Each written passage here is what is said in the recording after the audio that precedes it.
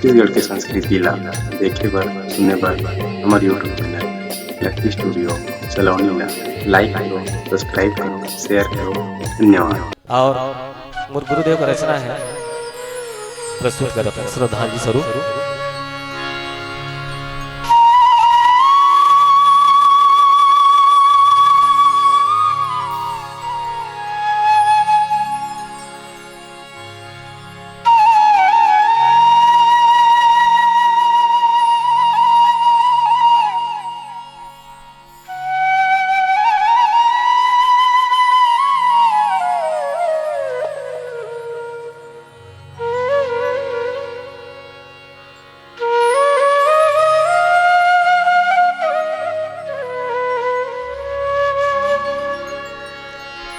लेके हाथ लुआठियापन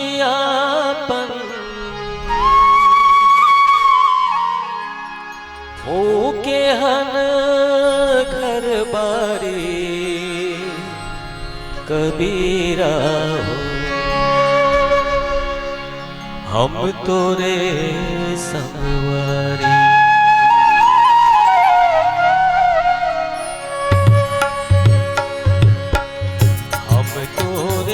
संगवारी कबीरा हो, हम तोरे संगवारी,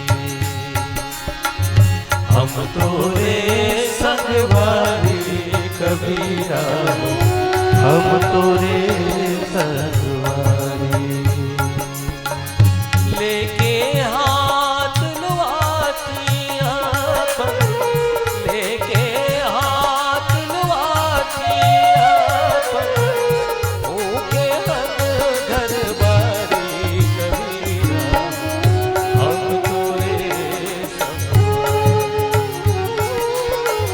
हम तोरे संगवारी कबीरा हो, हम तोरे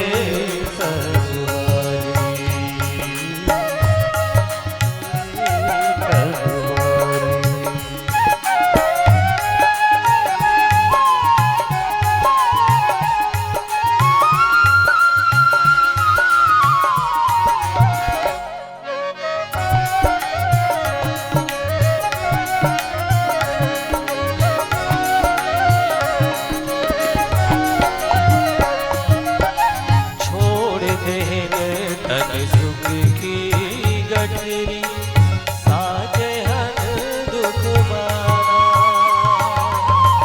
तन के तारा तोर तोर के तुम थन मन के तारा। फेंक देहन सब मान बढ़ाई, फेंक देहन सब मान बढ़ाई, बटोरत हंगारी कबीरा हो, हम तोरे संगवारी, हम तोरे संगवारी कबीरा हो, हम तोरे संगवारी, हम तोरे संगवारी।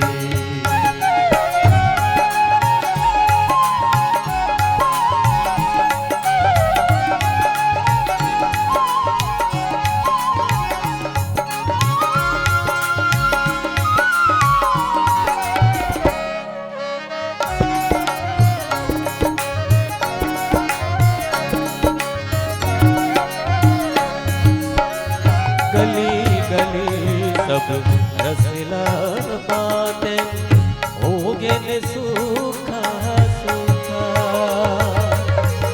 गठियाए तुर दया धर्मला जीतन जूझा जूझा। जेती जातन देती दिन थे, जेती जातन देती दिन थे, घपटे अतियारी कबीरा, हम तोरे संगवारी, हम तोरे संगवारी कबीरा, हम तोरे संगवारी।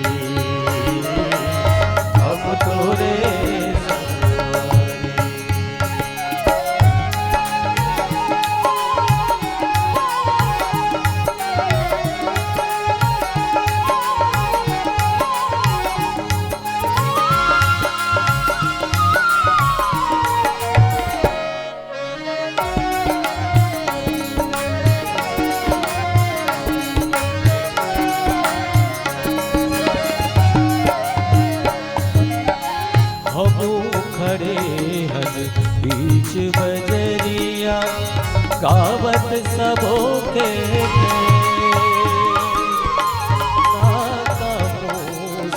दया हमरे ना कहूँ सो कभोले हमर गुजारा नहीं है, कभोले हमर गुजारा नहीं है। भावन रोज तू तारी कबीरा हम तोरे संगवारी, हम तोरे संगवारी कबीरा हो, हम तोरे संगवारी, हम तोरे संगवारी।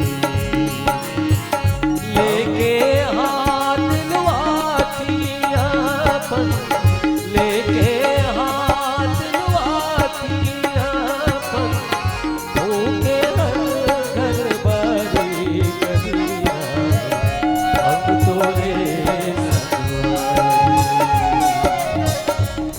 तोरे संगवारी कबीरा हो, हम तोरे संगवारी, हम तोरे हम तोरे संगवारी। बोलो निकुला माता की।